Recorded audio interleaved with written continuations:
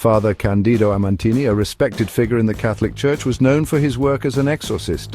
During one intense encounter with a possessed individual, Father Amantini posed a profound question to the devil: why did God create hell?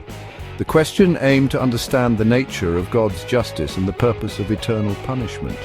The devil, speaking through the possessed person, gave a shocking response. God did not create hell, we did. The entity went on to explain that hell was not part of God's original plan.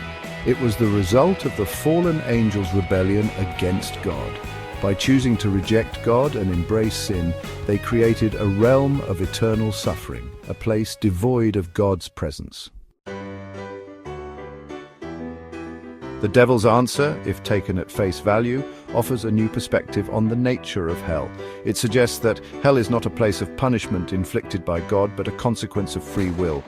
The demons, in their rebellion, chose to separate themselves from God, and in doing so, created their own prison.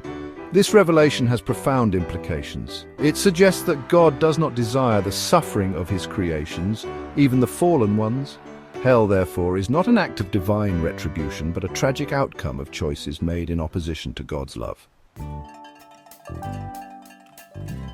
The story of Father Amantini's encounter highlights the importance of faith in the life of an exorcist. It is not enough to simply recite prayers or follow rituals. An exorcist must possess an unwavering belief in God's power and mercy.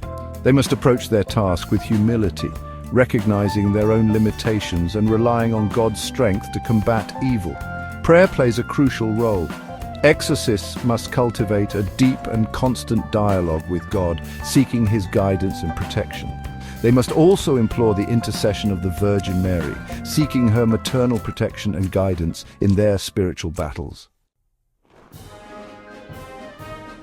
The effectiveness of an exorcism hinges on God's intervention. Without God's help, all efforts are futile. The exorcist acts as an instrument of God, a conduit through which divine power flows to confront and expel the demonic. Every prayer, every gesture, every word spoken during an exorcism must be done with the understanding that it is God who ultimately holds the power to liberate the possessed. The exorcist's role is to act as a faithful servant, carrying out God's will and trusting in his divine power to overcome even the darkest of forces.